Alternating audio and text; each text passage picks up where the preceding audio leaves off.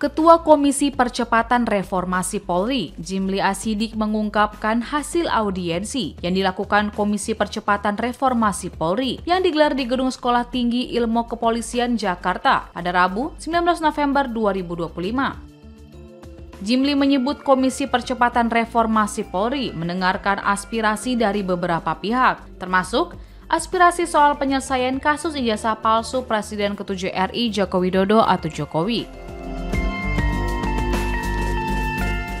Dalam audiensi ini muncul solusi dalam penyelesaian kasus ijazah palsu dari kritikus politik Faisal Assegaf, yakni dengan jalan mediasi. Mediasi tersebut antara pihak Jokowi dengan Roy Suryo, Desmond Sianipar, dan Tifauzia Tiasuma alias Dr. Tifa, yang kini berstatus sebagai tersangka kasus ijazah palsu. Lalu ide mediasi ini disambut baik oleh Jimli, tapi ia menyebut harus ditanyakan dahulu kepada kedua belah pihak, apakah mereka mau atau tidak untuk dilakukan mediasi. Jimli menjelaskan jika dilakukan mediasi dan bisa menghasilkan titik temu dari kedua belah pihak, maka bisa saja perkara pidana dalam kasus ijazah palsu ini tidak dilanjutkan. Namun, jika tetap tidak ditemukan titik temunya, Jimli menyebut tak masalah. Ia mengingatkan setelah ini sudah tidak ada lagi forum yang bisa digunakan untuk membuktikan keaslian ijazah Jokowi tersebut. Karena langkah hukum di Pengadilan Tata Usaha Negara atau PT-UN dan langkah hukum perdata sudah dilakukan, hanya tersisa langkah pidana. Kendati begitu, Roy Suryo CS bersama Jokowi nantinya harus siap menerima segala konsekuensinya dari jalan mediasi ini. Untuk itu Jimli mengembalikan keputusan mediasi di kasus ijazah palsu ini kepada pihak Jokowi dan Roy Suryo CS. Menanggapi hal itu, pihak Roy Suryo CS justru menolak usulan Komisi Percepatan Reformasi Polri untuk melakukan mediasi dengan Jokowi terkait kasus ijazah palsu. Kuasa hukum Roy Suryo CS Ahmad Khozinuddin mengatakan kasus ini merupakan murni tindak pidana bukan kasus perdata.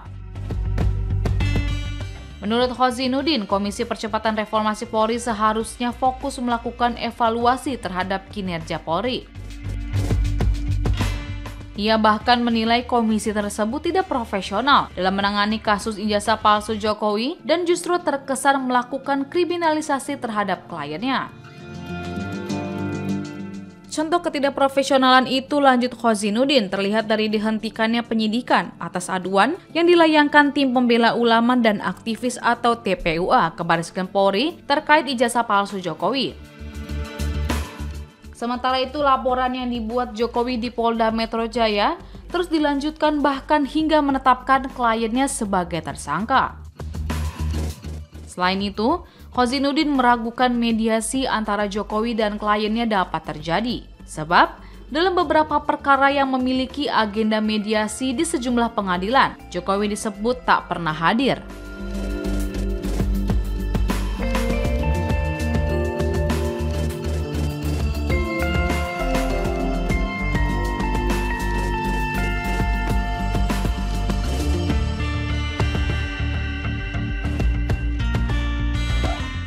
Ya, sebagai ketua komisi, saya menghargai sikap dari Refli Harun. Itu aktivis sejati. Memang mesti begitu, dia tegas.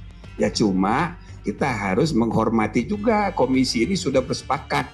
Yang tersangka jangan, walaupun aspirasinya kita dengar. Nanti kita bicarakan. Misal tadi ada ibu apa tadi menyampaikan tentang kasus Tifa. Kasus ijazah palsu, lalu juga Pak Faisal bicara solusi, misalnya ada solusi, saya tanya, ya oke, kita dengar solusinya gimana menurut Anda urusan ijazah ini, ya kan? Saya cerita, saya ketua MK pertama tahun 2004, pertama kali ya Pilpres dan pemilihan umum yang perselisihannya dibawa ke MK. Itu banyak sekali kasus ijazah palsu, banyak sekali, gitu loh. Maka tahun 2004 itu syarat menjadi caleg itu SMP. Nah, maka atas dasar pengalaman itulah kami menyarankan kepada pemerintah supaya ditingkatkan dong, jangan SMP, jadi SMA. Jadi intinya saudara, kami tidak menolak membicarakan kasus ya ijazah palsu. Cuma itu kita bicarakan untuk mencari solusi. Tetapi orang yang sudah tersangka harus dimaklumi, kita nggak bisa terima. Ya, ini soal etika. Oke, cukup ya.